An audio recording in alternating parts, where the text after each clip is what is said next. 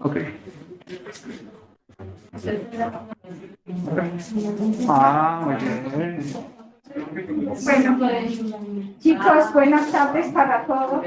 Otra vez vamos entonces a empezar nuevamente y a retomar estos cursos que nos hacen tanta falta. Hoy vamos a ver calcio y fósforo. El viernes estamos viendo más que todo osteo, ¿sí? Entonces, una propuesta, si ustedes la quieren tomar, si no, yo la doy. Una propuesta es que por grupos trabajemos todo lo que es contracción muscular, estructura muscular, y hagamos unas presentaciones. Ustedes las hagan y vengamos aquí y trabajemos. Eso no tocaría para la semana entrante, sino la otra semana, ¿sí? O sea, yo les repartiría temas por grupos y ustedes prepararían de 5 o 10 minutitos para que abarquemos todo el tema del músculo, estructura del músculo, conformación de la fibra, todo, si lo quieren. Si no, pues yo las dicto porque las tengo listas. Eso ya depende del trabajo que ustedes tienen. Si ven que están muy acosados y todo, me dicen, no, tráiganlas y las ven, ¿sí? Entonces, pues ya ustedes piénsenlo y me dicen, la semana entrante yo tengo vitamina D y todo esto, entonces, miramos. Vamos hoy a ver entonces calcio, fósforo y magnesio. ¿Qué tenemos de calcio, fósforo y magnesio? Dijimos entonces que son unos electrolitos muy importantes en el metabolismo celular. ¿Por qué importantes en el metabolismo celular? Pues porque los encontramos en el plasma sanguíneo y allí en el plasma sanguíneo básicamente pues ellos cumplen funciones muy importantes. ¿Cómo encontramos entonces estos elementos? Pues básicamente el calcio en su mayoría va a estar unido, 40% va a estar unido a una proteína y a la mayoría de las proteínas, pero en especial en la albúmina. La albúmina, ¿dónde la encontramos? Navegando en el plasma sanguíneo, porque es un gran transportador. Entonces allí la encontramos pegadita en el plasma sanguíneo.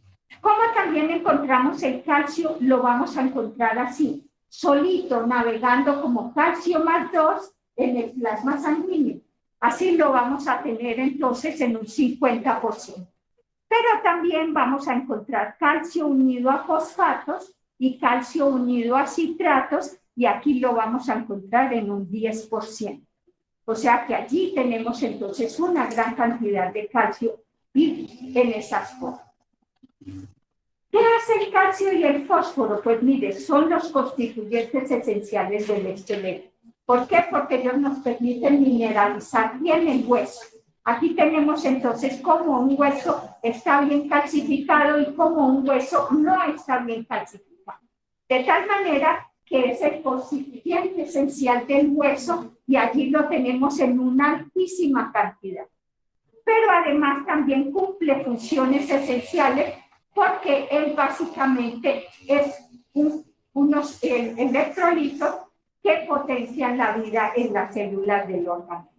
Dijimos que está en el hueso, que es la estructura viva generalmente, que está en constante recambio. ¿Y cómo se almacena él en el hueso? Pues se almacena en esta estructura que es K10, PO4 6 veces, hidroxilo 2 veces, que se llama el hidroxiapatito.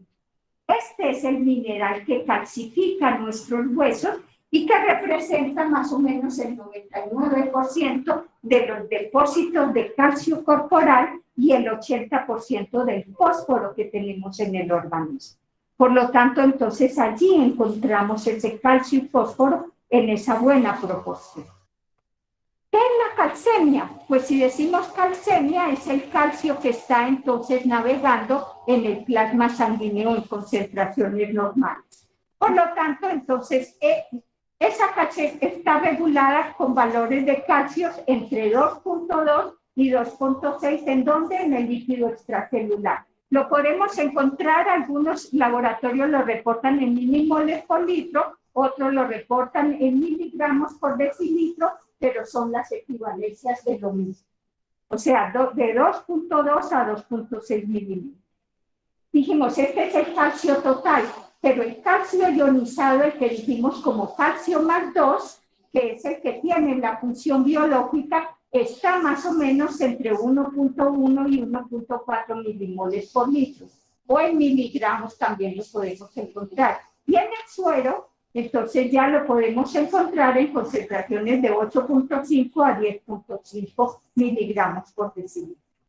Dijimos también que la mayoría de ese calcio está pegado a la albúmina y por lo tanto entonces estos valores varían dependiendo de los niveles de albúmina que tengamos en el organismo. Pero el efecto fisiológico de ese calcio es el calcio ionizado básicamente, que es el calcio que está ionizado allí y generalmente pues está aquí. Si miramos en la pirámide de electrolitos, el que más cantidad tiene es el calcio. El calcio vamos disminuyendo sodio, potasio, magnesio para una persona de 70 kilogramos de peso. ¿Dónde lo vamos a encontrar? Pues lo vamos a encontrar en los 3 compartimientos, en el esqueleto, en tejidos blandos y en líquido extracelular. ¿Por qué en tejidos blandos? Porque generalmente si se acumula mucho nos puede hacer calcificaciones. La vesícula se calcifica y hace cálculos, y esos son cálculos de calcio con calcificados. ¿Dónde más se calcifica? En riñón. Y por eso es que muchas personas dicen que tengo cálculo renal. ¿Sí? En los tejidos blandos lo encontramos ahí. Muchas veces hay calcificaciones en el ojo también y entonces se producen calcificaciones. El calcio intracelular se mantiene a partir de qué? Pues del que entra del extracelular básicamente. El calcio extracelular, ¿por quién está regulado? Pues dijimos está regulado principalmente por la hormona paratiroidea. En el intestino también porque se hace absorción de que comemos en la dieta. En el esqueleto también, ¿por qué? Porque va a ser absorción y resorción, y el riñón porque filtra una gran cantidad y reabsorbe y otro lo elimina. Entonces, todos estos órganos intervienen en la regulación y el sistema homeostático completo. De tal manera que si nosotros miramos esta regulación del calcio, pues básicamente en el intestino generalmente llega aproximadamente 1 gramo por día. ¿De dónde? Pues de la dieta generalmente. De ese intestino, ese gramo por día, vamos a eliminar en materias de calcio 0,8, pero absorbemos 0,2 gramos por día. ¿A dónde va esto 0,2 gramos por día? Pues al líquido extracelular. Líquido extracelular, entonces, que lo manda a las funciones del organismo que lo necesitan. Bien sea que lo mande a donde lo necesita, a la neurona, que lo mande al tejido muscular, que lo mande entonces a hacer funciones. De ese calcio que está en el líquido extracelular, vamos entonces a hacer fijación de calcio en el hueso, de tal manera que lo llevamos para que hagamos fijación de calcio en el hueso, que hay aproximadamente 1 kilogramo fijado en el hueso, pero que también hay un recambio. ¿Por qué? Porque nosotros estamos formando hueso y resorbiendo hueso. Y esa formación de la tabla ósea, mis queridos amigos, la hacemos hasta los 35 años. Y el calcio se fija hasta los 35 años si nosotros hacemos buena alimentación, si nosotros hacemos ejercicio, ojo, ejercicio, hay buena tabla ósea, y si nosotros tenemos buena vitamina D, ¿sí? Entonces allí tenemos buena tabla ósea. Después de los 35 y hacia los 45, 50 empieza el declive de tabla ósea, y ese declive de tabla ósea empieza a ser mayor la resorción que la absorción. Por lo tanto, los viejitos que ya no tenemos estrógeno ni progesterona, descalcificamos el hueso en una tabla altísima. Por eso casi todos terminamos con osteoporosis. Entonces, se recambia de los huesos, pero también el riñón maneja, de tal manera que de ese líquido extracelular más o menos se filtran en el riñón 10 gramos por día, de los cuales entonces se reabsorben el 9.8 gramos por día y solamente dejamos eliminar 0,2 gramos por día. En esa forma entonces eliminamos el calcio básicamente. Dijimos el calcio está formando el hueso, por lo tanto esta estructura ósea básicamente tiene dos componentes, uno que se llama la matriz orgánica y uno que se llama la matriz inorgánica. En la matriz orgánica que conforma el 30% de ese hueso que tenemos, pues tenemos en un 90-95% fibras de colágeno tipo 1, tenemos del 5 al 10% proteínas no tipo colágeno, como todas estas, osteocalcina, osteocondina, trombospondina, cialoproteínas, condroitinsulfatos, allí tenemos y ácidos hialurónicos. Si estos faltan, condroitinsulfato y ácidos hialurónicos, pues entonces vamos a tener que si no se forman bien, que van a presentar unas enfermedades metabólicas que generalmente puede ser un musafílico y entonces ahí tienen deformidades grandes y son enanitos con retrasos mentales muy severos. En la matriz mineral que tenemos, pues tenemos minerales orgánicos en un 70%, allí tenemos calcio y fosfato, de tal manera que donde se deposita, pues en esta matriz orgánica. En esta matriz orgánica se deposita calcio y fósforo para hacer la hidroxiapatita, que es la que le va a dar rigidez al hueso, y también combinada con cristales amorfos, que son fosfato ácido de calcio dihidratado o fosfato cálcico trihidratado.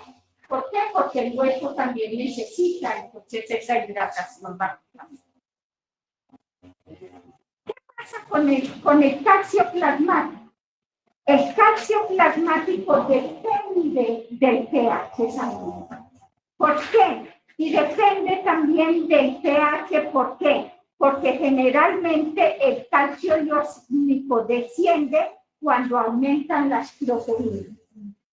Porque como las proteínas tienen cargas negativas, pues ellas pegan, ¿cierto? Pegan el calcio. Entonces, entre más proteínas, menos calcio iónico que se hace en la función. El pH, ¿cómo interviene? Este calcio iónico generalmente, si estamos en estado de alcalosis, un pH alcalino, ese calcio se va a unir a las proteínas. Pero cuando estamos en estado de acidosis, ese calcio de las proteínas se suelta y queda como calcio libre. Entonces allí aumenta el calcio libre con la acidosis y disminuye el calcio libre con la alcalosis. ¿Cuáles son las funciones del calcio? Miren, las tenemos muchísimas. Funciones celulares, hacemos crecimiento y división celular. Si no hay calcio, no se puede hacer crecimiento y división celular. El calcio estabiliza las membranas de todas las organelas que tenemos.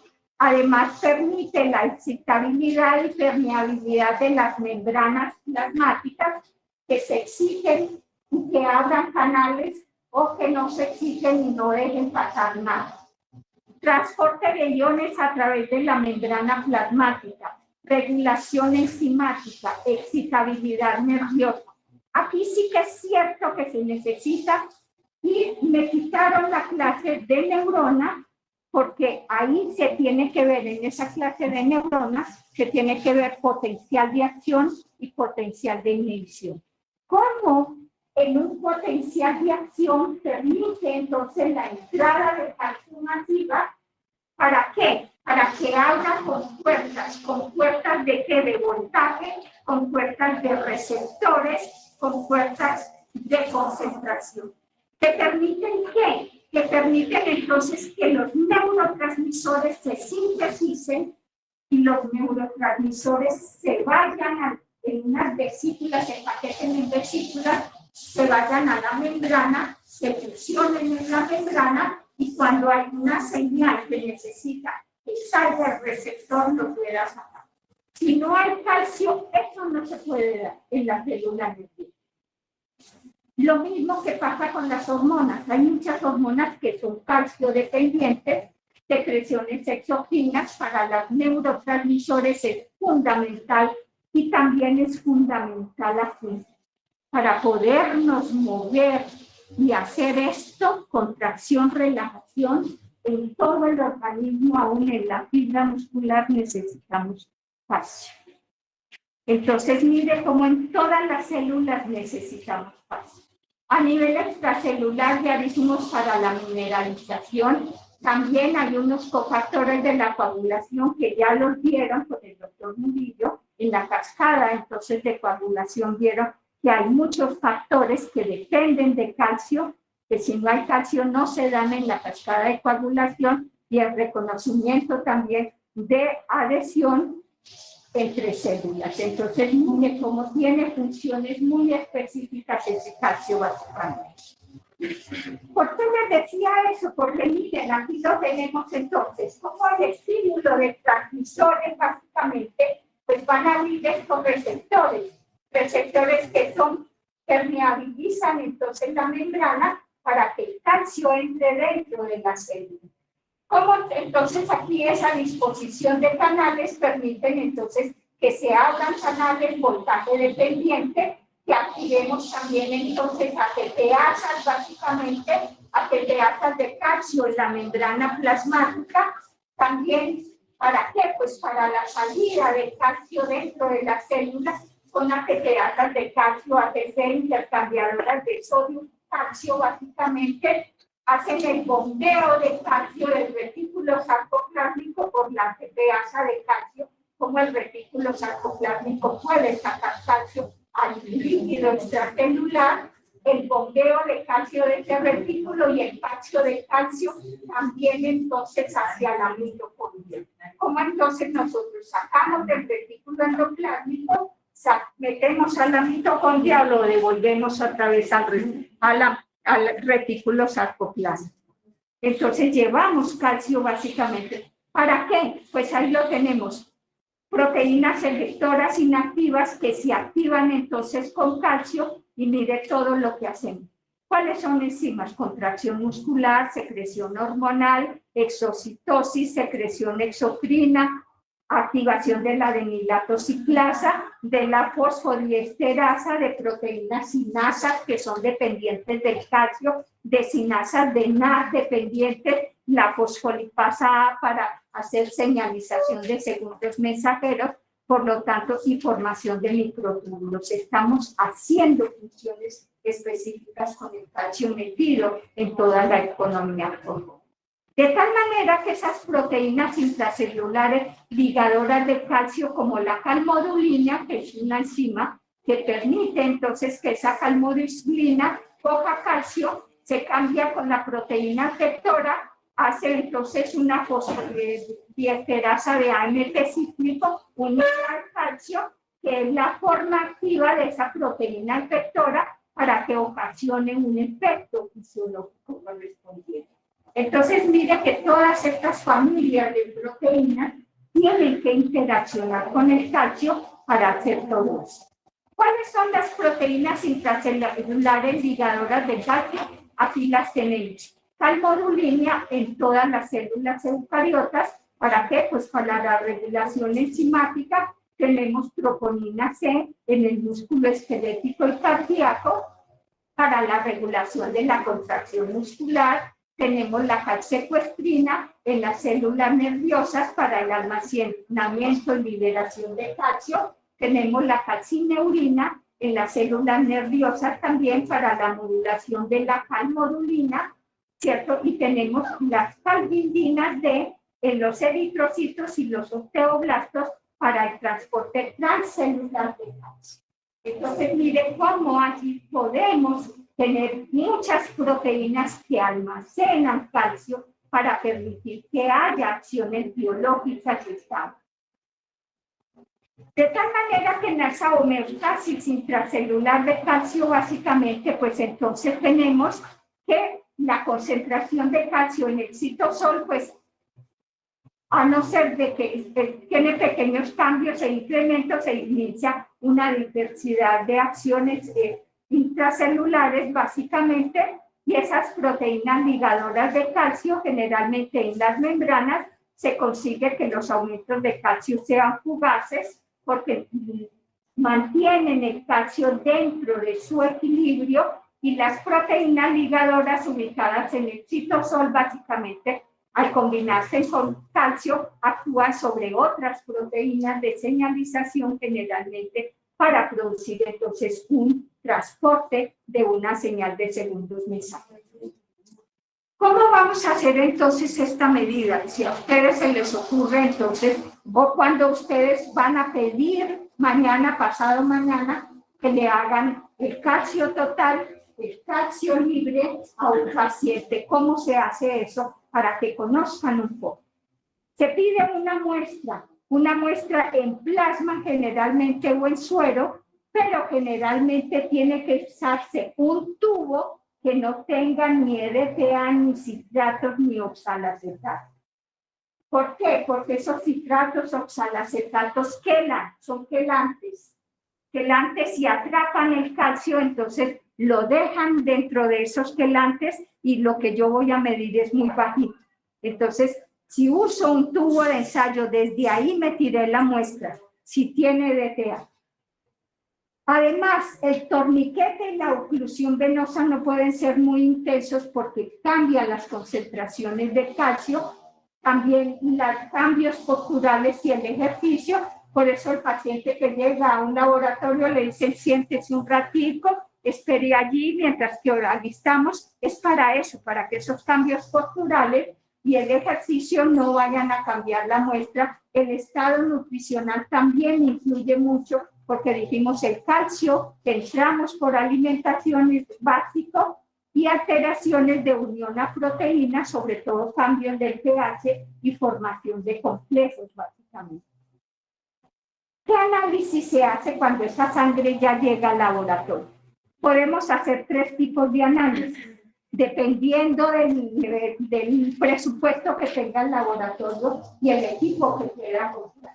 Porque si solamente hay un espectrofotómetro sencillo, pues se puede hacer un análisis colorimétrico.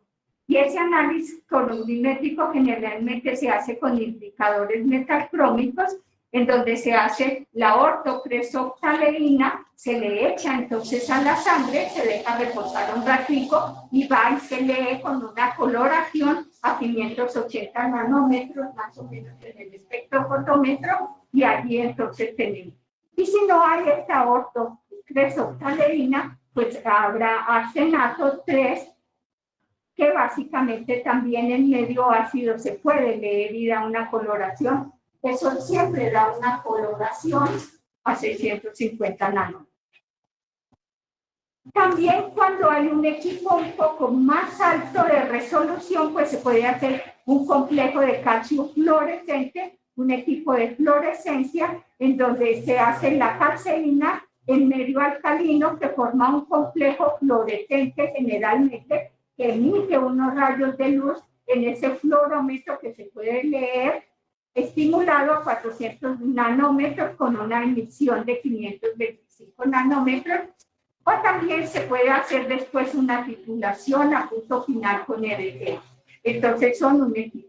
Y si ya el laboratorio tiene mucho más dinero, pues se hace una absorción atómica espectrofotométrica, que eso ya vale un montón de dinero, y se hace entonces con un método de referencia de cátodo de luz en vida y con llama más o menos y estándar de Trioncio, en donde se siembra la muestra y ellos por absorción atómica entonces determinan el nivel de cátodo.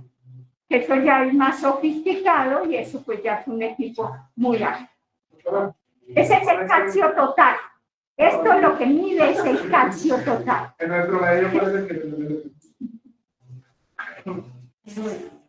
No tenemos sino espectrofotómetros y mucho, algunos laboratorios, pero no mucho. No creo que ni el CDS, que es un poquitito más especializado que el fluorómetro, que es el del doctor González, no tiene fluorómetro. Entonces hay espectrofotómetros sencillos, no muchos. El calcio ionizado, sí, cuando hablamos de nanómetro es la cantidad de luz que pasa porque generalmente todo esto, estos espectrofotómetros lo que hace uno es servir la muestra en una juguetita que tiene por ahí así esta longitud y por ahí 1 milímetro de ancho y más o menos unos 3-4 centímetros de ancho. La inserta uno dentro de una cámara que tiene el espectrofotómetro, ella tiene unas lámparas de luz que mandan una luz a la cubeta que uno siembra y esa luz de la cubeta entonces deja pasar la luz y lee.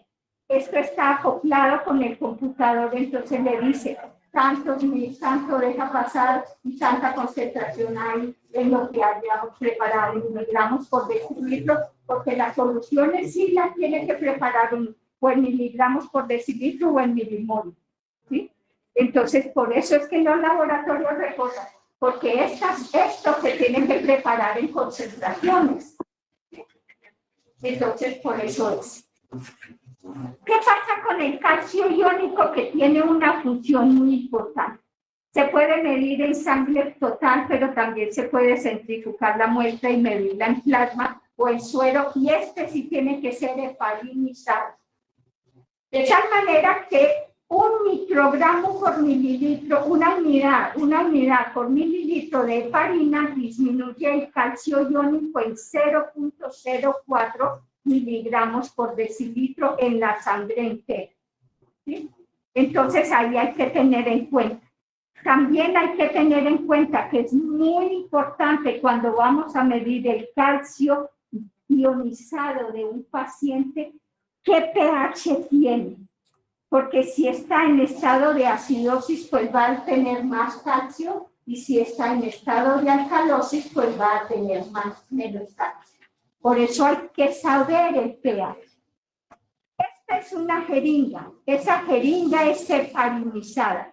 Y esa jeringa, entonces, esto sí ya no se puede hacer en vena, hay que hacerlo en arteria, ¿sí? Por eso se llama una jeringa heparinizada. ¿Para qué? Para evitar, hay que hacerlo en condiciones anaerobias para evitar entonces que el CO2 cambie el pH, ¿sí?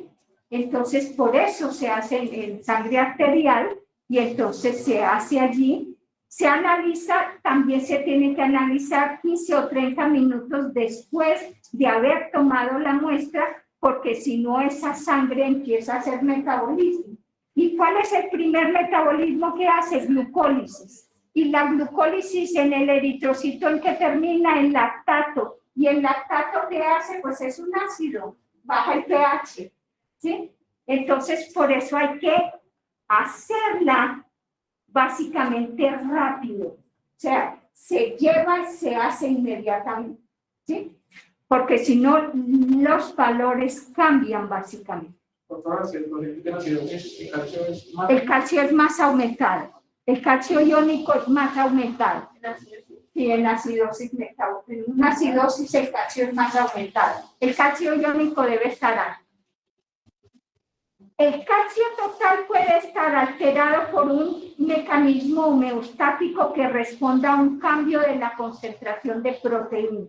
Mire cómo la albúmina también juega un papel importante. ¿Por qué? Porque si no se puede medir el calcio iónico, pues ¿qué podemos medir? Más fácilmente un calcio total. Pero a esta fórmula se hace entonces de corrección. Si no hay esta jeringa heparinizada, si no se puede conseguir, si no se puede hacer, pues hacemos en sangre total y entonces corregimos el valor, ¿cierto? ¿Y cómo se hace entonces esa concentración de calcio corregida que se da en miligramos por decilitro? Pues se hace la cantidad de calcio en miligramos por decilitro, ¿sí? ¿Más quién? Más esto que es la corrección, esto es entonces la, digamos así, el estándar para la albúmina de 0,8 multiplicado por quién, por la concentración de albúmina menos 4. Entonces, en esa forma se hace la corrección y obtenemos una concentración de calcio iónico mediante la fórmula, obteniendo la concentración. Entonces, aquí obtenemos la concentración, esto es la reactividad de la albúmina menos 4 por punto 8. No se aplica en donde esta fórmula corregida, cuando hay un calcio corregido cerca de los límites de referencia. O sea que si el calcio está dentro de los límites de referencia al total, pues no se justifica hacer calcio libre. Alteraciones de las proteínas plasmáticas. ¿Por qué? Porque si ya sabemos que es un paciente que está en una desnutrición severa, pues las albuminas plasmáticas están alteradas. Entonces no vale la pena hacer la corrección. Para proteinemia, hepatopatías allí, entonces no se recomienda hacer la corrección, alteraciones de la concentración de iones, básicamente, cuando sabemos que hay concentración de iones, citrato y fosfatos, básicamente. ¿Lo cambió? ¿Se me iba a cambiar? ¿A retroceder? No, pero yo no me la... Ah, ya. Ah, bueno. Fármacos que influyen en las medidas de calcio, miren, ¿quiénes incrementan? Los diuréticos, las progestinas, todos los estrógenos, las dihidrotaquiferoles, ¿cierto? Taquisteroles el calciferol, los andrógenos van a aumentar esas referencias y esas concentraciones de calcio. ¿Quiénes los disminuyen? Las acetasolamidas, los corticoides y los fármacos que se usan generalmente en cáncer, como son las nitramicinas. Entonces aquí los tenemos también que nos van a disminuir el calcio, calcio total, calcio iónico básicamente. ¿Qué pasa entonces entre ese calcio iónico y el calcio total?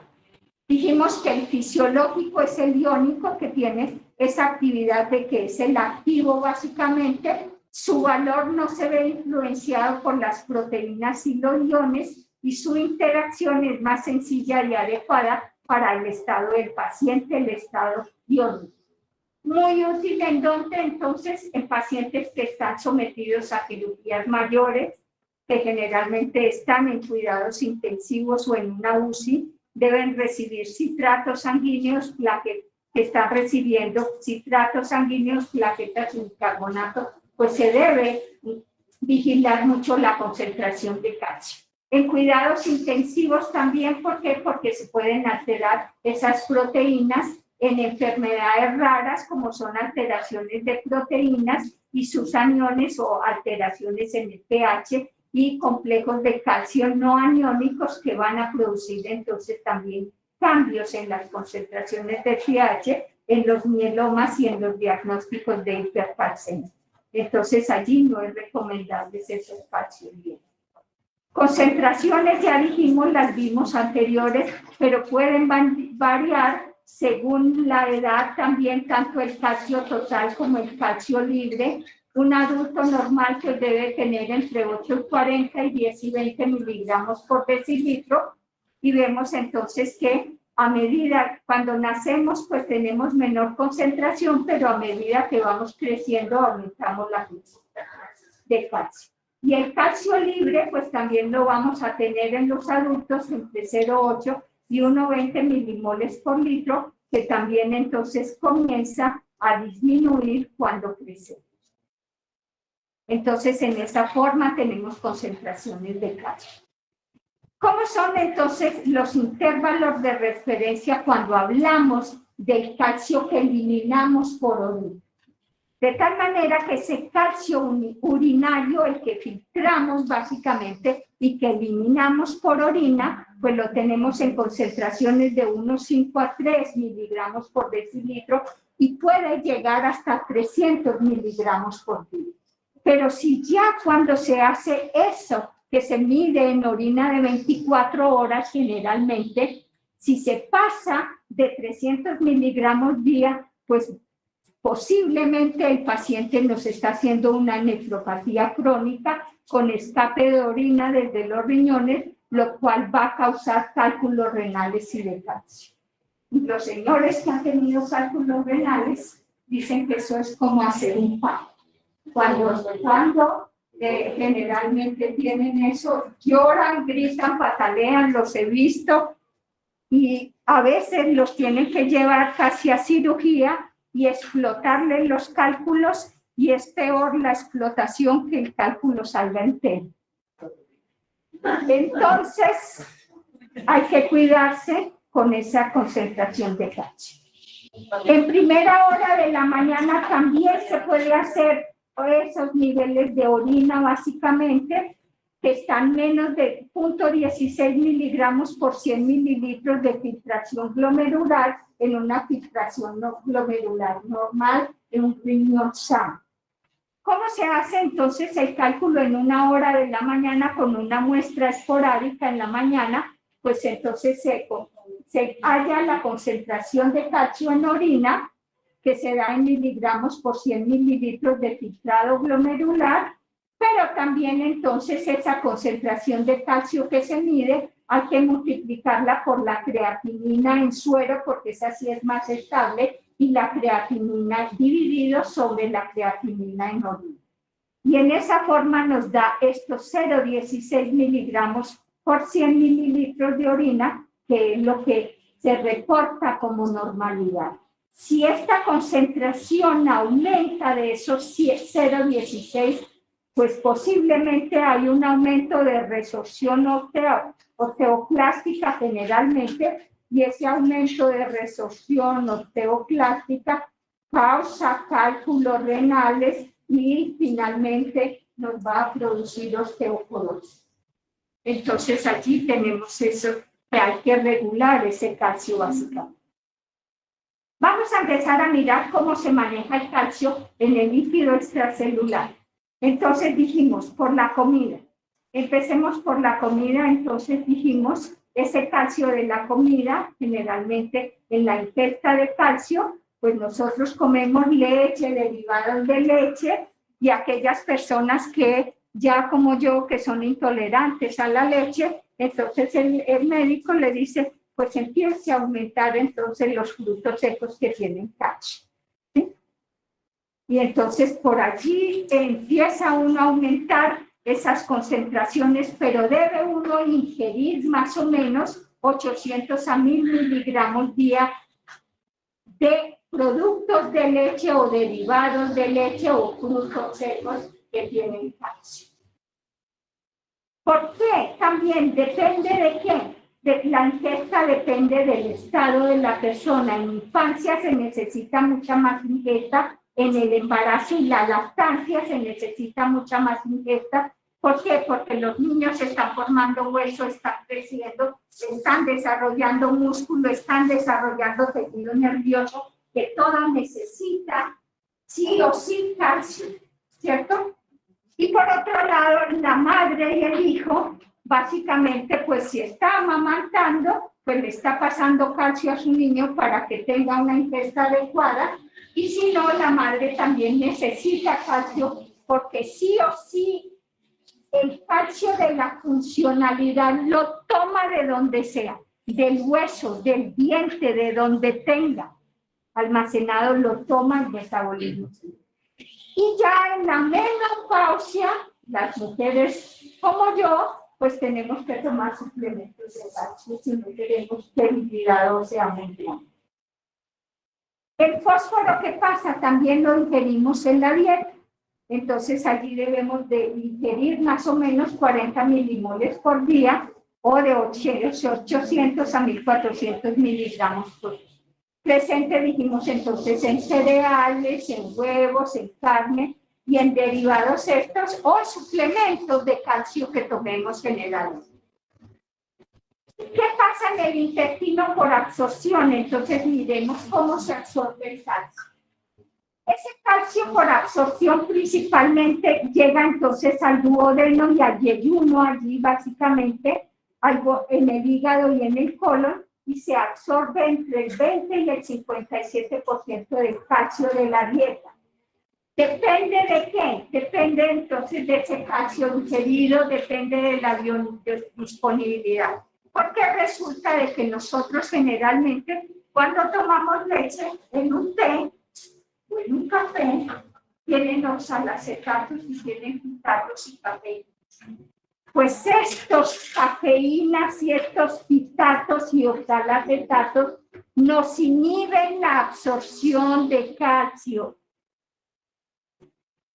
porque lo estamos quelando con esto y lo mandamos por materia fecal. El resto se elimina por eso. Entonces allí lo tenemos. ¿Cuáles son los mecanismos de absorción que hacen el intestino?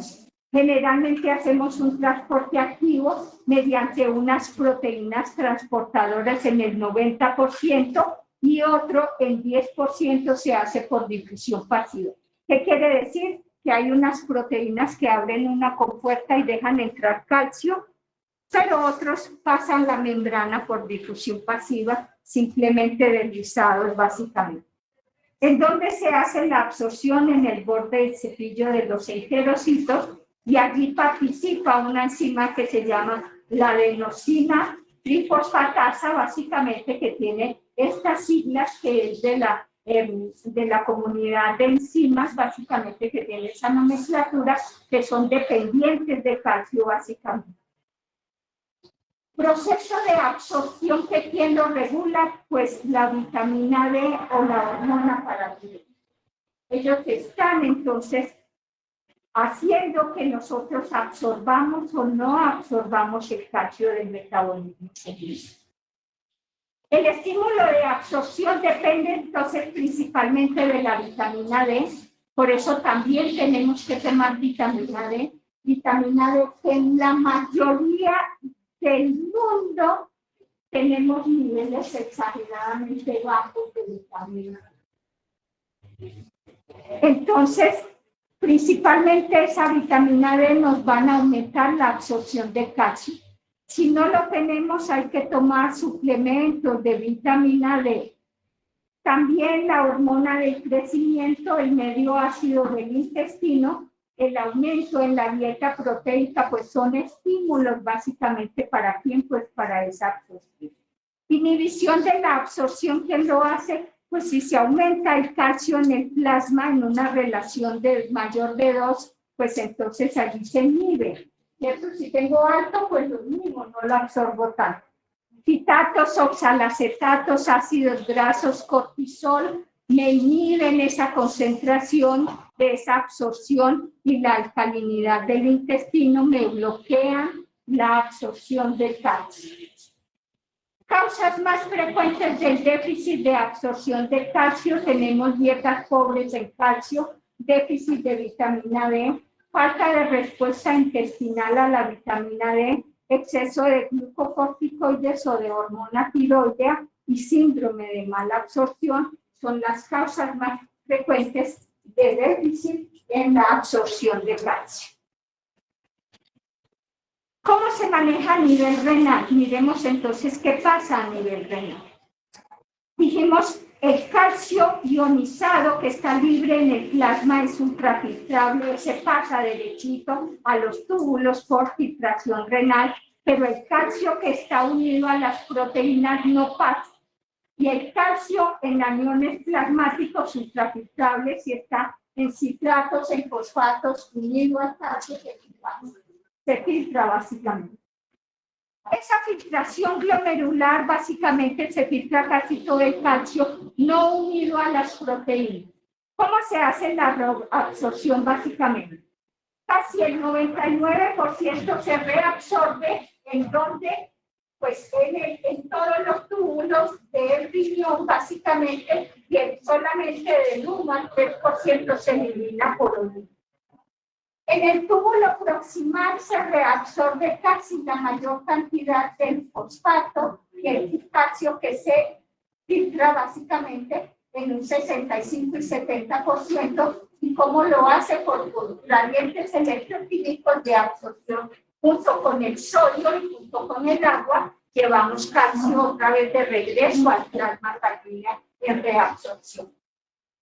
En el asa de Henle, en la horquilla del asa de Henle, allí por diferencias de potencial, con la bomba sodio-potasio y el intercambiador calcio-sodio, se reabsorbe del 10 al 20% de ese calcio. que se filtró entonces en el riñón. Y en el túbulo distal pues se hace más o menos del 5 a 10% ya para ajustar las concentraciones de calcio en el plasma sanguíneo y generalmente está regulado por la hormona paratiroidea allí y dependiente de quién, pues de las concentraciones de calcio que tenga el plasma sanguíneo.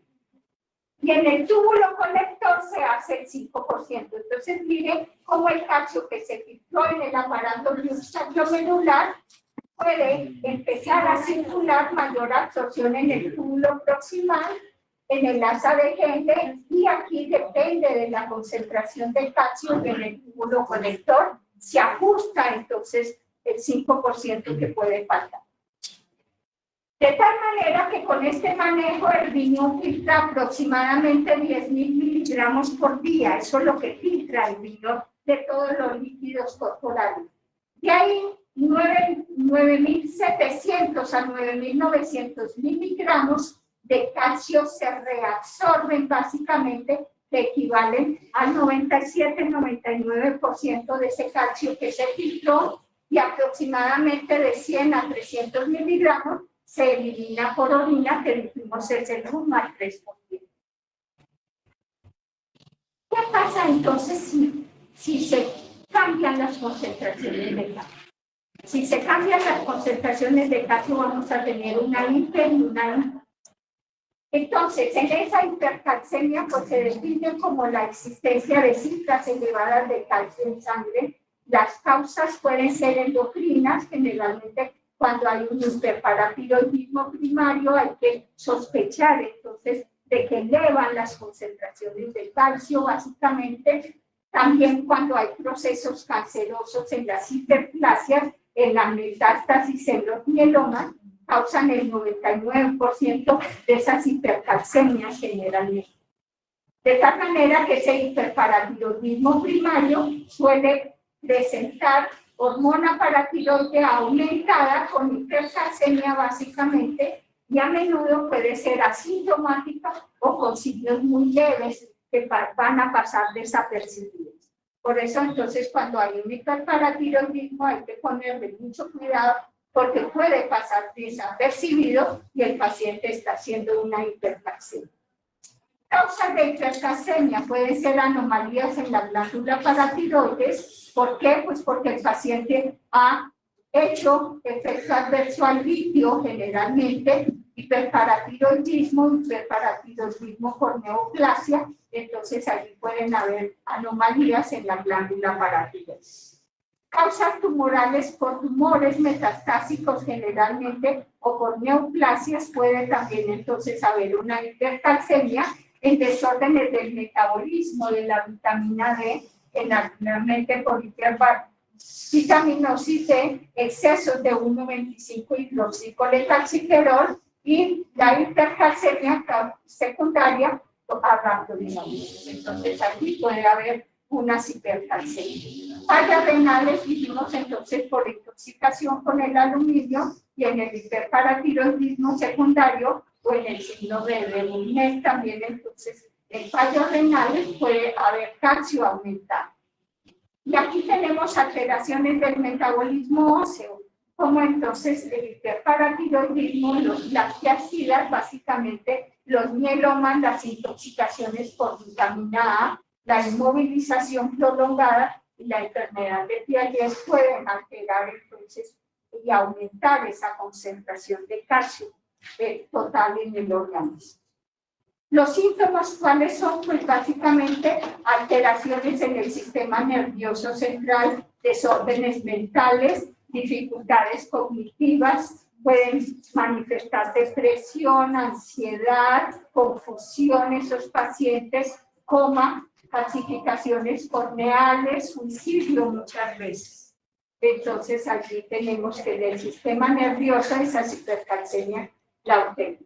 En el sistema neuromuscular, pues ese paciente se siente entonces con fatiga, cansado, hay mialgias generalmente, hay descenso de la función muscular respiratoria y laxitud articular básicamente. En el sistema renal, generalmente pues esa hipercalcemia el sistema gastrointestinal y el sistema esquelético se van a ver alterados. Generalmente pueden presentar náuseas, vómitos, anorexia, estreñimiento, dolor abdominal, pancreatitis, dolores óseos, artritis, osteotitis fibrosa, quística también, y entonces se altera el sistema gastrointestinal y esquelético, y mire cómo el sistema vascular también entonces hace acortamientos del intervalo QT, arritmias cardíacas, calcificación miocardia, hipertrofia miocárdica. Entonces está alterando todo el metabolismo celular. Todos los órganos está alterando esta hipercalcemia. El tratamiento, generalmente, el principio básico del tratamiento de hipercalcemia es disminuir esos niveles de calcio en sangre, y en segunda instancia buscar y tratar la causa subyacente de por qué se eleva eso. Generalmente hay una rehidratación y diuréticos generalmente, y la rehidratación busca recuperar el volumen perdido por vómitos o por poliuria, que ocurre debido a la hipercalcemia, y posterior a la rehidratación se deben usar diuréticos para evitar una sobrecarga de volumen que podrían llevar a una insuficiencia cardíaca. También entonces se usan bifosfonatos y calcitonina, y el uso de bifosfonatos y calcitonina generalmente se emplean en fases tardías posteriores a esa rehidratación básicamente. ¿Qué pasa en la hipo? La hipo generalmente, pues el calcio total es menor de 2.5 milimoles u 8.5 miligramos por decilitro, que presenta efectos fisiológicos. También puede ocurrir como una consecuencia de disminución de esa fracción de calcio ionizado, y las hipocalcemias es de dos tipos principalmente: hipocalcemia por reducción del calcio ionizado, hipocalcemia por deficiencia de la hormona paratiroidea, porque hay insuficiente secreción, porque se alteró la hormona que está regulando. Entonces en la glándula hay una alteración. Las causas aquí las tenemos: hipoparatiroidismo, hipomagnesemia, pancreatitis, pseudohipoparatiroidismo, déficit de vitamina D, hiperfosfatemia, hipomagnesemia, hipoalbuminemia, y este amiguito que nos gusta tanto de vez en cuando, pues también entonces va a bajar los niveles de calcio. Entonces, diríamos, tomémonos unas copitas rico, ¿sí? Entonces también. Manifestaciones generalmente, entonces hay hiperactividad neuromuscular, hay parestesia, espasmo corporal, irritabilidad, y que es el signo de Schotter, generalmente entonces es un espasmo facial.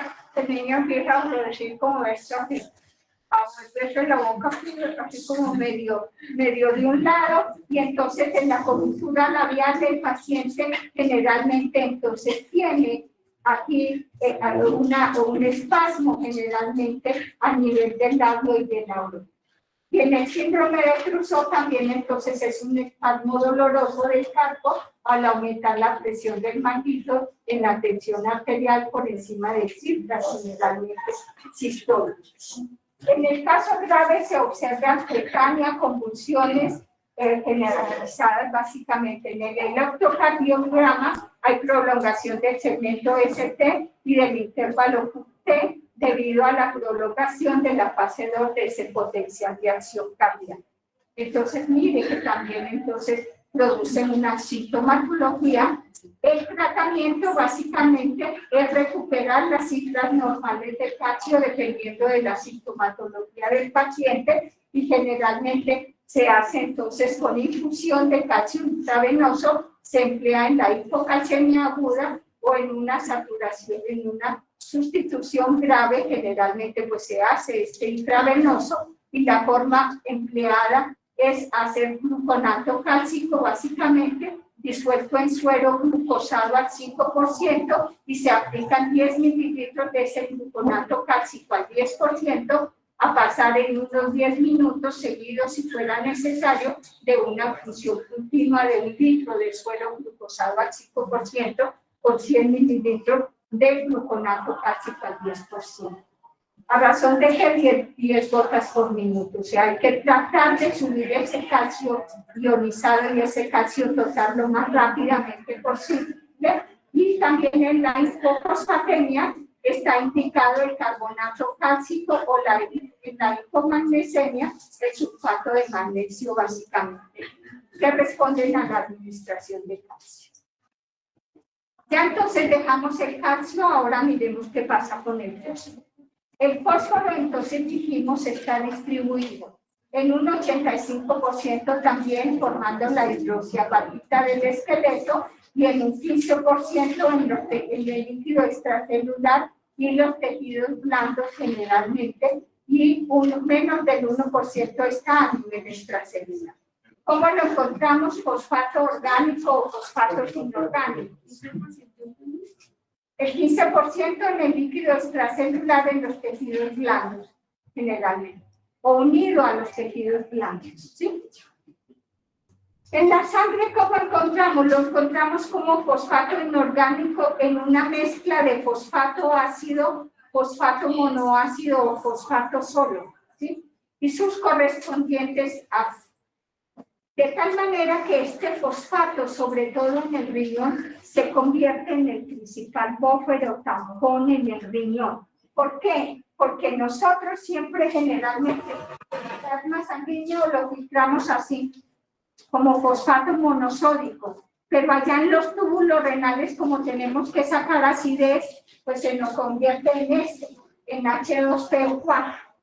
Y ese H2PO4 es lo que se conoce en eliminación urinaria como, ¿cómo se llama? Ojo que lo vimos, ¿cómo se llama?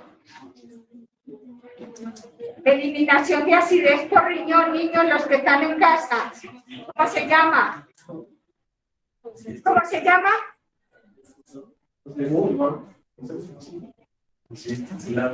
Dígalo duro, duro. Acidez titulable. ¿Sí? Que es el principal buffer o tampón del plasma sanguíneo. Por eso es que lo llamamos buffer o tampón, porque la relación cambia del fosfato diácido al fosfato monoácido. En acidosis hay uno de diácido por uno de monoácido. Pero mire al pH de la sangre, 7.4, 7.39, 7 algo así. Tenemos uno de diácido, por eso es que casi nunca está como buffer o tampón en el plasma sanguíneo. Porque aquí en el plasma sanguíneo no se encuentra más este monoácido, ¿sí? Este es el que se filtra en el riñón en gran cantidad para que sirva como buffer o tampón y reciba el segundo protón y se convierta en acidez titular. Y en la alcalosis, mire la relación 1:9. Entonces, como en alcalosis, pues hay más cantidad de fosfato monoácido, ¿sí? Entonces, según el pH de la sangre, las proporciones de las distintas formas de fosfato en el organismo básicamente. ¿Dónde lo encontramos? Pues lo encontramos en muchos alimentos. Lo encontramos en alimentos ricos en bebidas gaseosas, chocolates, helados, nueces, generalmente frutos secos, leche, panes dulces, gérmenes de trigo. Allí lo encontramos generalmente también como hexamonofosfato de sodio en las carnes procesadas como embutidos. En los quesos también lo encontramos como fosfato de potasio monobásico básicamente, y entonces allí lo tenemos en muchas formas, ingerido en los alimentos básicamente. Las formas plasmáticas, dijimos el 35% está en fosfato en forma de cationes, básicamente fosfato de sodio, fosfato de calcio, fosfato de magnesio. Está libre en un 55% como fosfato PO3, básicamente, y hay un 10% unido a proteínas. Y en esos que tenemos unidos fosfato, pues los ácidos nucleicos, ¿en donde tenemos el fosfato? ¿Haciendo qué? haciendo en el anabolismo con el DN. Un ácido nucleico, ¿de qué está conformado? Cuéntenme. Base nitrogenada, ¿qué más? ¿Quién es el azúcar que hay allí? Ribosa para el RNA y deoxirribosa para el DNA. ¿Y la escalera quién la forma? ¿Quién forma la escalera? Los fosfatos. Los fosfatos es el que están haciendo la hélice, ¿sí? Porque aquí está el azúcar y aquí está la base nitrogenada. Y la otra hélice con puentes de hidrógeno se une a la otra hebra, ¿cierto? Entonces, porque es una doble hélice. Por lo tanto, en el cuerpo humano tenemos entonces que en el cuerpo humano ese fosfato tiene funciones. Mineralizar el hueso, en los ácidos nucleicos, fosfoproteínas, como el NADP, sirven de cofactores y en el ácido nucleico, la estructura del ácido nucleico, en el metabolismo intermediario, porque allí tenemos cofactores dependientes del calcio, en el sistema enzimático como la adenilato ciclasa, necesitan que se fosforilen para activarse, en la contracción muscular, en la función neurobiológica, en el transporte electrolítico y en el transporte de oxígeno de la hemoglobina, necesitamos fosfato. En el almacenamiento y el transporte de energía, pues dijimos, se fosforila en la mitocondria para producir esta que es la moneda energética, que es el ATP. Sin eso no funcionamos, nos morimos. Y la mineralización de hueso. Entonces, mire que lo tenemos en la economía corporal también. Las funciones, pues dijimos entonces, el cuerpo humano se presenta como sales de fosfato, 80-90% se combina para formar fosfato cálcico, participando en la formación de huesos y de dientes y en el equilibrio ácido básico como fosfato sólido. Variedad de formas orgánicas, pues lo tenemos en la formación de fosfolípidos en las membranas celulares y en el ADN haciendo la doble hebra, formación de compuestos de alta energía en el ATP, participa en procesos de fosforilación, hay muchas enzimas que están inactivas sin fosfato, pero que se activan con fosfato, generalmente facilita la liberación de oxígeno al tejido muscular básicamente. Y esta es la estructura del fosfato, básicamente, que es la forma libre, la forma de función biológica. Población de riesgo, pacientes hospitalizados con enfermedad el nuevo amiguito, el alcoholismo, básicamente, y el uso de antiácidos de forma prolongada, pues entonces también nos van a variar la concentración. Disminuye la absorción de fosfato, el ejercicio muscular extremo, puede aumentar la excreción de fosfato por orina, pero no existen datos que hagan que esto sea cierto básicamente. El déficit podría deteriorar el desempeño físico, pero tampoco hay estudios básicamente. Algunos lo recomiendan, pero no lo dicen. Recomendaciones: no se recomienda el uso de suplementos por tipo prolongado y suplementos con sales de fosfato pueden mejorar el desempeño aeróbico de resistencia, pero no es de uso prolongado ni tampoco se recomienda mucho.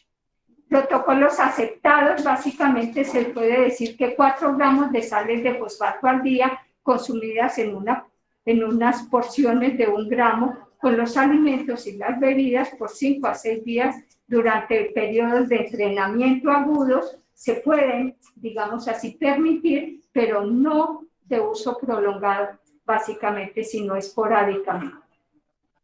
¿Cómo pedimos nosotros una muestra y cómo se procesa? Pues también en plasma con heparina, dijimos nunca con EDTA, ni citratos, ni oxalacetatos, porque van a formar complejos, básicamente. El suero y fósforo aumenta si se trata en centrífuga, tampoco esa muestra se debe centrifugar, y los eritrocitos contienen muchos ésteres orgánicos de fosfato que se hidrolizan liberando fosfatos durante el almacenamiento tampoco se recomienda que se guarde por periodos prolongados porque se van a alterar esas concentraciones de calcio. Muestras hemolizadas tampoco se deben procesar para fosfato general. También se hace un análisis colorimétrico usando entonces el molitrato de amonio en un complejo que con el fosfato forma este fosfomolitrato que en el espectrofotómetro normal se puede medir a 340 nanómetros. O complejos de fosfomolitrato más un reductor que forma el azul de fosfomolibdeno. Se lee también a otra concentración más aumentada de longitud de onda que es 600 y 700. Y esta es una reacción en donde como entonces ese fosfato básicamente lo adosamos con el molibdeno, básicamente en presencia de agua, nos produce este fosfomolitrato y este es el que podemos ver en el espectrofotómetro. Pero si no hay eso, se puede hacer por métodos enzimáticos, ¿cómo? Usando enzimas entonces que se pueden medir que tienen fosfato y entonces con eso usamos la glucógeno fosforilasa, la fosfoglucomutasa y la glucosa 6-fosfato. ¿Dónde están metidas esas enzimas? A ver, ¿en qué metabolismo están metidas? En glucólisis, en el ciclo de Krebs están metidas, ¿cierto? Glucosa 6-fosfato de deshidrogenasa en glucólisis, las fosforilasas en el ciclo del Krebs, también, porque hay muchas fosforilasas. ¿Y qué producen? Miren, NADPH, ¿cierto? Y ese NADPH, pues es un metido también en el metabolito de las pentosas, porque ellos también están produciendo NADPH. La purina nucleócido fosforilasa, las antinas, la medida de peróxido de hidrógeno con peroxidasa y cromógenos también se pueden usar, o la sucrosa fosforilasa o la fosfoglucomutasa, la glucosa 6-fosfato deshidrogenasa, se pueden usar entonces como medidas enzimáticas también para conocer los niveles de fosfato. Están las concentraciones entonces de fosfato. Generalmente, pues en adultos dijimos 2, 3, 4, 6 y varían entonces desde que nacemos hasta que ya los niños están normales básicamente. El riñón, ¿cómo se maneja el fosfato? Pues es muy variable.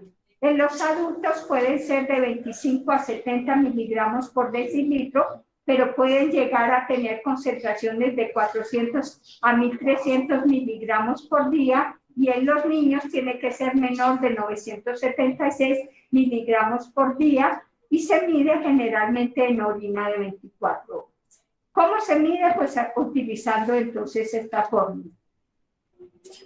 Fosfato en el suero por la creatinina en orina sobre el fosfato en orina por la creatinina en el suero. Y se obtiene entonces en las primeras horas de la mañana generalmente una muestra. En esa homeostasis del calcio y fósforo, generalmente pues está metido entonces esa concentración extracelular que dijimos en la que tienen las formas libres. Por lo tanto, entonces, esa, además, para que tenga funcionalidad, para que podamos absorberlo, podamos hacer resorción, pues lo necesitamos entonces en buenas condiciones, en buena homeostasis. ¿Quién la regula? Pues estas hormonas.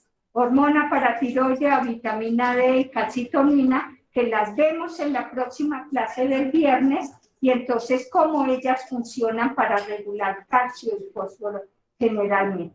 Porque esas concentraciones del calcio y del fosfato alcanzan ciertas concentraciones extremas que se vuelven sales insolubles, que dijimos entonces pueden limitar la absorción intestinal, determinan la velocidad de formación y resorción ósea y puede producir cálculos en el riñón o calcificaciones patológicas en córnea y en otros tejidos básicamente.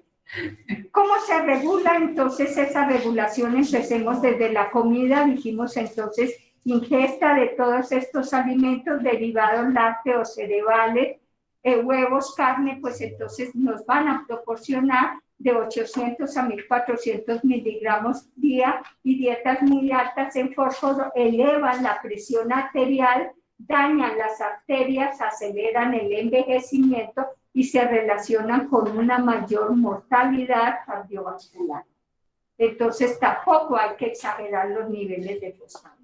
¿Cómo se maneja por absorción? Básicamente, la absorción del 60-80% del fósforo de la dieta se hace principalmente, se absorbe en el ayuno y el resto, el 30-50%, se elimina por eso. Mientras que este se elimina más, el calcio se elimina muy poco.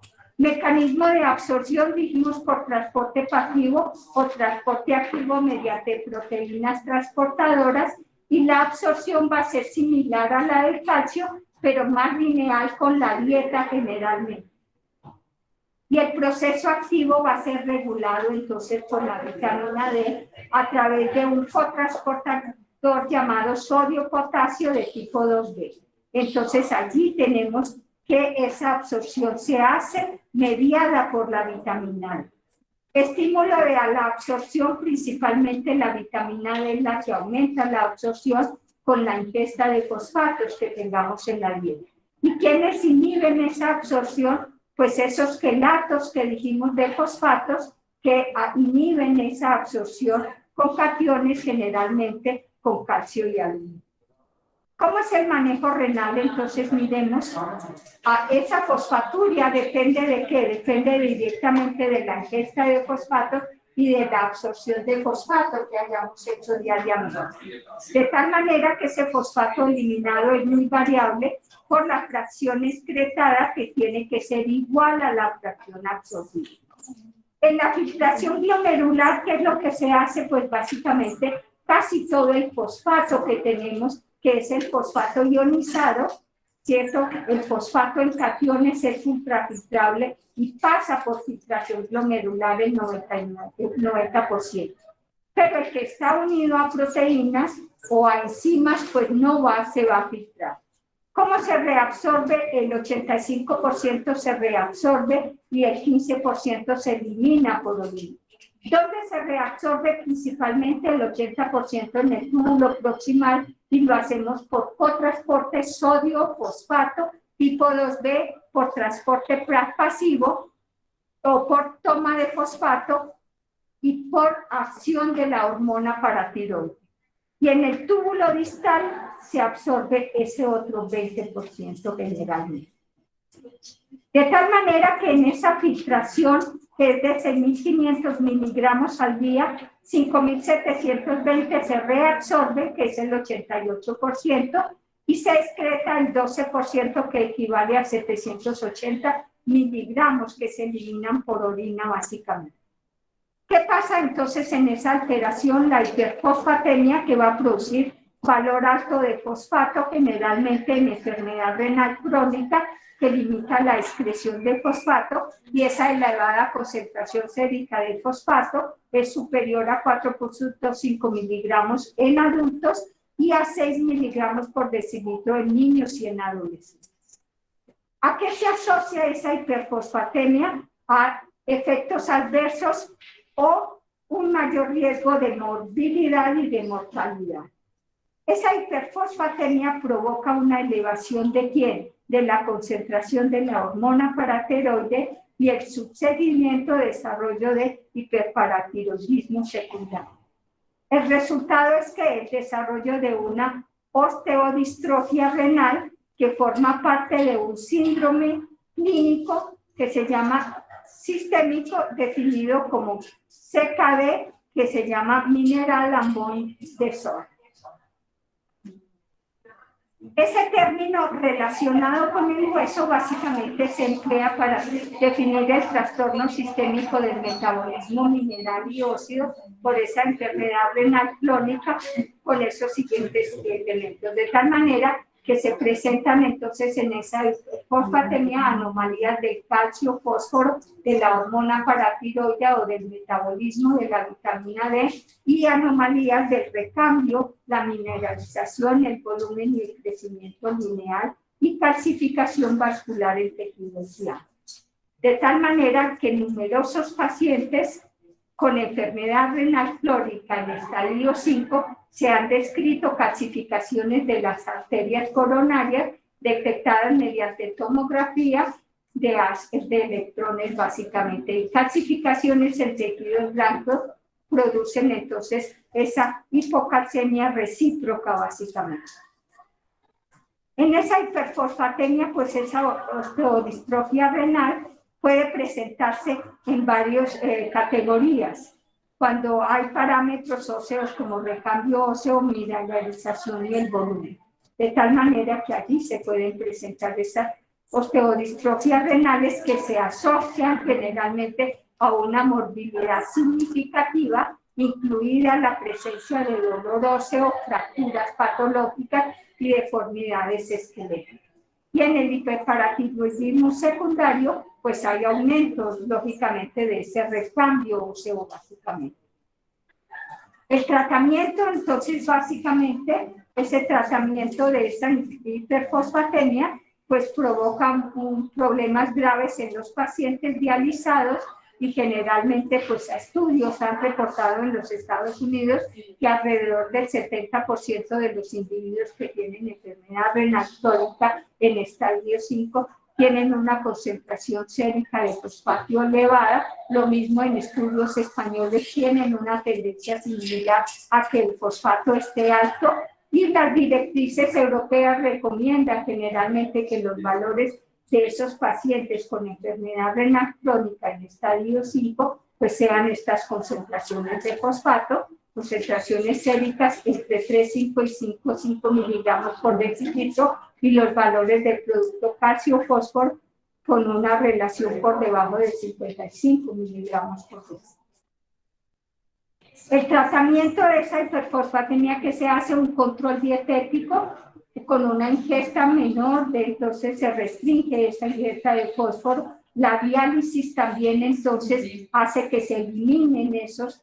También les ponen quelatos de fósforo básicamente que actúan para unirse con esos fosfatos, y en esa forma pues ese fosfato se absorbe con rapidez y entonces allí se van a producir entonces esos tratamientos.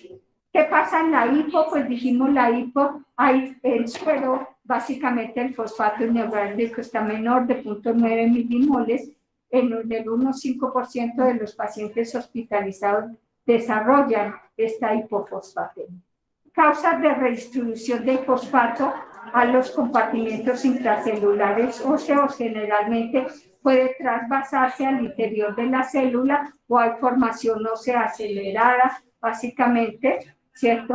Entonces allí tenemos que en alcalosis respiratoria, en glucosa intravenosa, en tratamientos de la insulina, generalmente pues puede hacerse ese trasvase de ese fosfato, y el síndrome de hueso hambriento o el tratamiento de déficit de vitamina D, y en las metástasis pues hay formación ósea acelerada.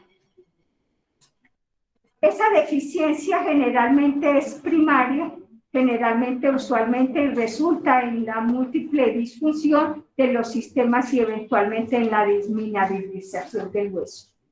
Las causas más frecuentes generalmente de esa hipofosfatemia son nuevamente nuestro amigo el alcohol, que nos gusta tanto, antiácidos, falta de vitamina D, hiperparatiroidismo, inanición y medicamentos como todos estos pues van a cambiar entonces esas concentraciones y van a producir fosfato bajo, y el síndrome de Fanconi también presenta fosfato bajo básicamente. En los pacientes hospitalizados pues básicamente tiene que confirmarse esa hipofosfatemia básicamente. ¿Por qué? Porque la hipofosfatemia estimula la síntesis y secreción de calcitriol y la absorción intestinal de calcio y fósforo, y suprime la hormona paratiroidea y disminuye la fosfatina. Por lo tanto, ahí en situaciones de hipofosfatemia, la reabsorción tubular de fosfatos es máxima, claro, porque se está pidiendo que se llegue más al plasma sanguíneo, y existe también pérdida renal de fósforo cuando hay una situación de hipofosfatemia generalmente, y que es inferior a lo máximo, entonces allí también entonces vamos a tener respuestas de esa reabsorción tubular de fosfatos básicamente y de esa fosfaturia básicamente. El tratamiento de esa fosfatemia pues básicamente se hace la reposición de fosfato por vía oral y ese fosfato por vía intravenosa cuando la concentración sérica de ese fosfato libre es menos de 0,5 miliequivalentes por litro con síntomas graves generalmente. En ese tratamiento oral, pues, ¿qué se hace? Un tratamiento del trastorno subyacente, la reposición de fosfato por vía oral, que suele ser generalmente en esos pacientes asintomáticos, incluso cuando las concentraciones séricas de fosfato están disminuidas, y algunos pacientes pueden tolerar entonces muy mal esas ingestas de fosfato, generalmente que se hacen básicamente. O ingestión de 1 litro de leche descremada que aporta 1 gramo de fosfato y puede ser más aceptable generalmente para aquellos pacientes que no tienen intolerancia a la leche generalmente. Y la corrección de la causa de hipofosfatemia pues requiere lógicamente la suspensión de antiácidos fijadores de fosfato, de los diuréticos o la corrección de esa hipomagnesia. Entonces se tienen que mirar todos esos aspectos básicamente.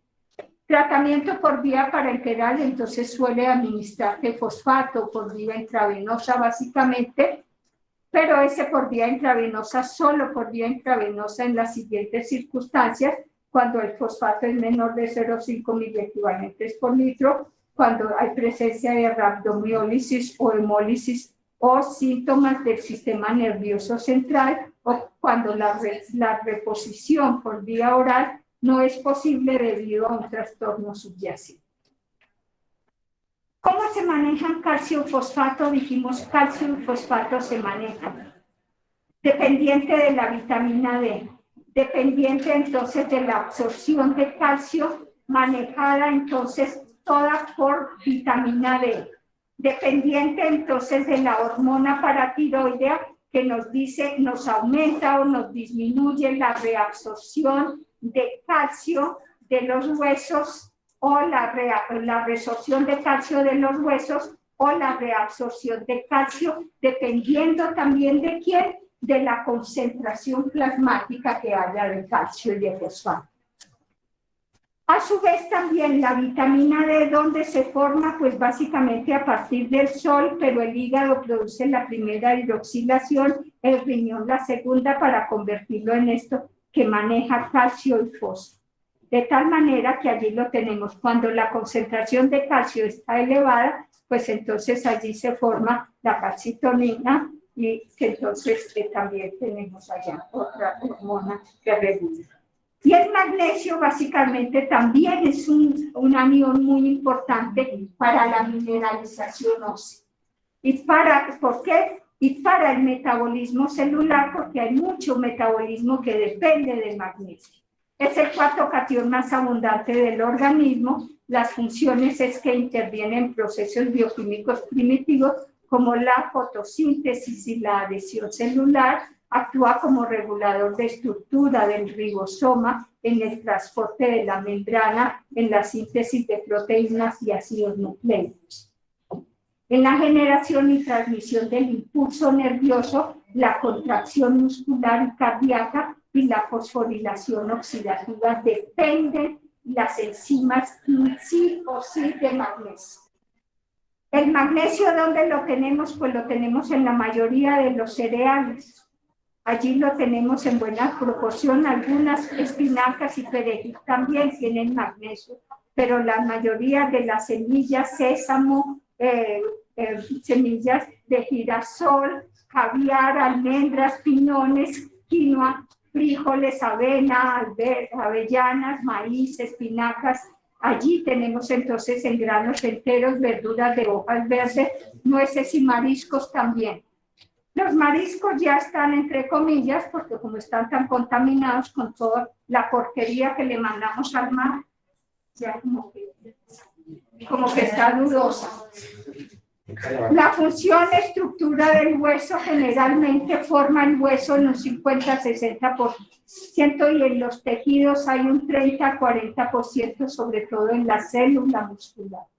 Componente de más de 300 enzimas interviene en la contracción, participa en la síntesis de proteínas esteradas, participa en el metabolismo de glucosa.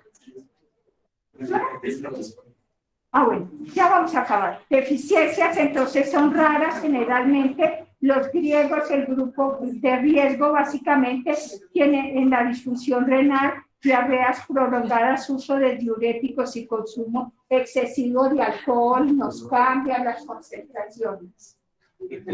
El ejercicio, hay alteraciones en el metabolismo energético, mayor fatiga muscular y calambres. Los atletas participantes de deportes con control de peso y consumo básicamente de ingesta de 30 y 35% de ingesta diaria requerida para la restricción calórica, y el ejercicio se asocia a una disminución en los niveles plasmáticos de magnesio básicamente. Recomendaciones prudentes. Las personas activas físicamente deben obtener cantidades adecuadas de magnesio a partir de una dieta balanceada en granos. Por eso hay que comerse un puñadito de frutos secos al día generalmente, para no estar uno, en vez de ir a la cafetería y meternos un pan de bono y un pan, comamos frutos secos y allí estamos llevando calcio y magnesio, ¿sí? Y además no tienen tantas calorías como si tiene el pan de bono y la galleta que nos comemos en la cafetería. Los atletas que buscan bajar de peso para una competencia pueden tener déficit de magnesio. El máximo diario se recomienda 350 miligramos diarios. La absorción, entonces dijimos, se hace del 25 al 60% en la dieta. El sitio de absorción es el intestino delgado. Es afectada por los niveles bajos de calcio en la dieta, por la vitamina D y por los aumentos de paratormona. El magnesio plasmático está entre 1,4 y 2 miliequivalentes por decilitro y es el segundo catión intracelular. El magnesio, ¿dónde lo encontramos? Pues mírenlo, es un mineral.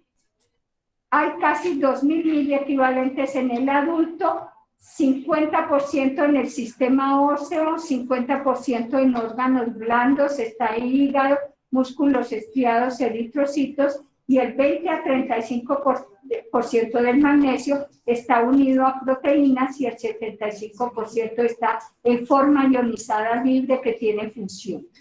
El manejo renal. El riñón es el que regula la concentración extracelular de calcio. Se filtran más o menos 3.500 miligramos y por orina solamente salen 100 miligramos día. ¿Dónde se reabsorbe? Pues el 20-30 en el túbulo proximal, el 65% en el asa de Henle, y allí se reabsorbe en conjunto con el cloruro de sodio, y esa bomba que tenemos sodio, potasio, cloro, allí lo llevamos también el magnesio, compite con el calcio en su transporte local. ¿Por qué es afectado la concentración de magnesio? Por la paratormona que aumenta la reabsorción. La hipermagnesemia disminuye la absorción, aumento de fluidos extracelular disminuye la absorción y los diuréticos de asa disminuyen la absorción. La etiología, pues, ¿qué es? Pues básicamente entonces disminución en la ingesta, absorción intestinal disminuida, pérdida urinaria excesiva, pérdida excesiva de lípidos corporales y puede producir hasta pancreatitis básicamente. Manifestaciones clínicas en el sistema nervioso central: produce anorexia, apatía, ataxia, tetania, conducta psicótica. A nivel cardiovascular prolonga el QT y se acorta el espacio SP. Hipertensión básicamente también puede producir, y en el músculo esquelético produce fibrilación muscular. En el sistema óseo produce resistencia a la hormona paratiroidea y osteoporosis, y en el sistema endocrino aumento de los niveles de renina y aldosterona y secreción reducida de hormona paratiroidea. Hallazgos de laboratorio son la lipomagnesemia, la hipocalcemia, calcio, magnesio bajo en orina y líquido raquídeo también, la hipomagnesemia. El tratamiento se administra 2 veces el déficit estimado con sulfato de magnesio 4, básicamente en un 50% del déficit el primer día y el resto en 48 horas, básicamente. La etiología, pues básicamente pacientes con insuficiencia renal o insuficiencia renal crónica que reciben magnesio, generalmente en la hipomagnesemia, y pacientes con acromegalia también. Entonces, allí. Signos y síntomas, pues reflejos tendinosos, parálisis respiratoria, narcosis, hipotensión, anormalidades de la conducta, de la conducción cardíaca, básicamente. El tratamiento, pues omitir administración de magnesio, en la hipermagnesemia, sales de calcio, omitirlas también, en la diálisis, ventilación, de tal manera que esa hipermagnesemia suprime la actividad de la hormona paratiroidea. Con eso entonces concluimos la clase de hoy. Gracias. Les doy para la semana entrante la regulación de las hormonas que regulan este metabolismo de calcio y fósforo. Niños, muchas gracias. Profesor, muchas gracias. ¿Quién pasa la diapositiva? Ya las tiene. ¿Sí? Conviértelo en un PDF. Bueno, claro que sí. ¿De una vez o no?